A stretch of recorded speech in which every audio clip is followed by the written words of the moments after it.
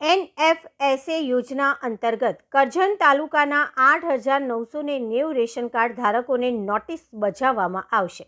ભારત સરકારના રાષ્ટ્રીય અન્ન સલામતી કાયદો હેઠળ આવતા રેશન કાર્ડ ધારકોને સરકાર તરફથી અનાજ આપવામાં આવે છે. ત્યારે હાલમાં PM કિસાન અને પાન કાર્ડ KYCમાં બહાર આવેલા પાત્રતા વગરના રેશન કાર્ડ ધારકોને સરકારના પુરવઠા વિભાગ તરફથી નોટિસો મળી રહી છે. જે અંતર્ગત કરજણ તાલુકા અને નગરમાં 8,990 જેટલા રેશન કાર્ડ ધારકોને પુરવઠા વિભાગ દ્વારા નોટિસો આપવાની તજવીજ હાથ ધરવામાં આવતા ખળભળાટ મચી જવા પામ્યો છે.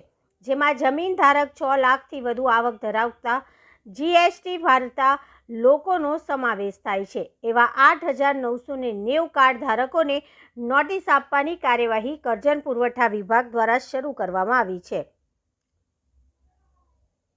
NFSA એટલે જે લાભાર્થીઓને અનાજ મળે છે તે લાભાર્થીઓ રાષ્ટ્રીય અન્ન સલામતી કાયદા હેઠળ સમાવેશ થાય છે.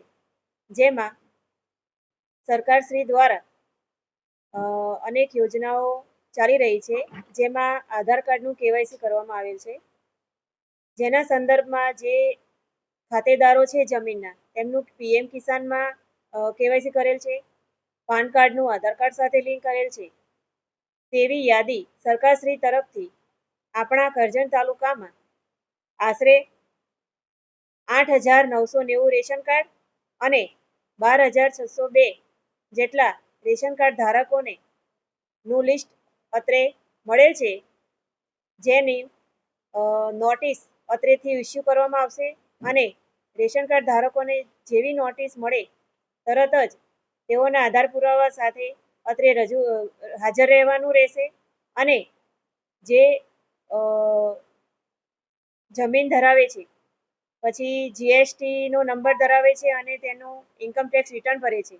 જે લોકો 6 લાખથી વધુ આવક મર્યાદા ધરાવે છે તેઓ સ્વેચ્છાએ નોટિસ મળે કે ન મળે અત્રેની મામલતદાર કચેરીમાં પોતાની અરજી રજૂ કરીને તે NFSA યોજનાનો સ્વેચ્છાએ લાભ બંધ પણ કરાવી શકે છે.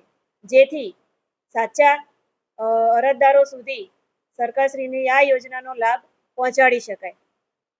જે NF યોજના છે એની અંદર બાયફર્કેશનની અંદર આપણા કરજણ તાલુકામાં એવા કેટલા રેશન ધારકો છે?